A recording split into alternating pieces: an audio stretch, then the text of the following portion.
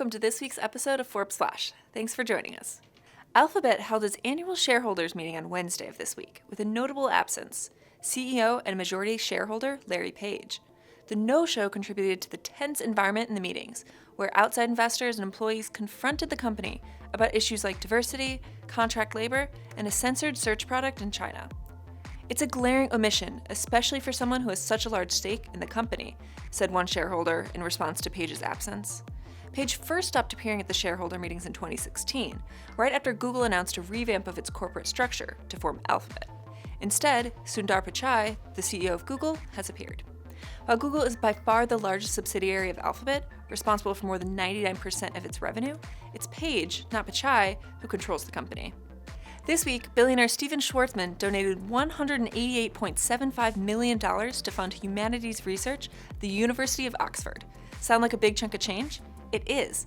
It's actually the largest single donation to the British university since the Renaissance. The donation will shape the way the university will teach and research the humanities, while also tackling new frontiers.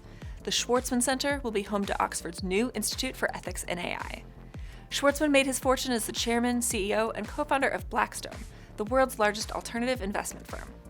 The multi-million-dollar gift isn't his first to an academic institution. In October of last year, he gave $350 million to MIT, and in 2013, he gave $100 million to create a Rhodes Scholarship-like program at Tsinghua University in Beijing. Workplace messaging app Slack became the latest Silicon Valley tech company to go public Thursday at a price of $26 a share. But Slack used a rare kind of IPO called a direct listing, which will make investors' and employee stakes more liquid without diluting those shares, which would happen in a traditional IPO. That's good news for Slack's early investors, who are set to score major payouts when their early stakes transform into publicly tradable shares through the listing. The company is expected to be valued around $16 billion on Thursday, which would give those early investors returns of up to 1,600 times their initial investments. Many of Slack's early investors include influential Silicon Valley founders, such as LinkedIn's Jeff Weiner and Stripe's Patrick and John Collison. 10 years ago, Slack co-founders Stuart Butterfield and Cal Henderson reached out to their peers before fundraising from powerhouse venture capital firms. Looks like investing in your friends can pay off. Big news for those of you in San Francisco. The city just became the first to ban all sales of e-cigarettes. SF-based Juul Labs is planning to counter with a ballot measure that would ask the city's residents to only prevent sales to customers younger than 21. But as of now, stores cannot sell e-cigarettes and online vendors cannot deliver to San Francisco addresses, at least until 2021. Let's talk about the reasoning from both sides. San Francisco supervisor Shaman Walton says, quote, "I'm not going to put profits of big tobacco over the health of our children and our young people.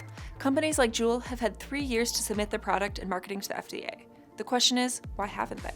Juul, on the other hand, argues that it has taken action to keep its vaping products away from people under 21, and if this ban was a way to address the proliferation of teen vaping, it's the wrong way, because it leaves cigarettes on the shelves.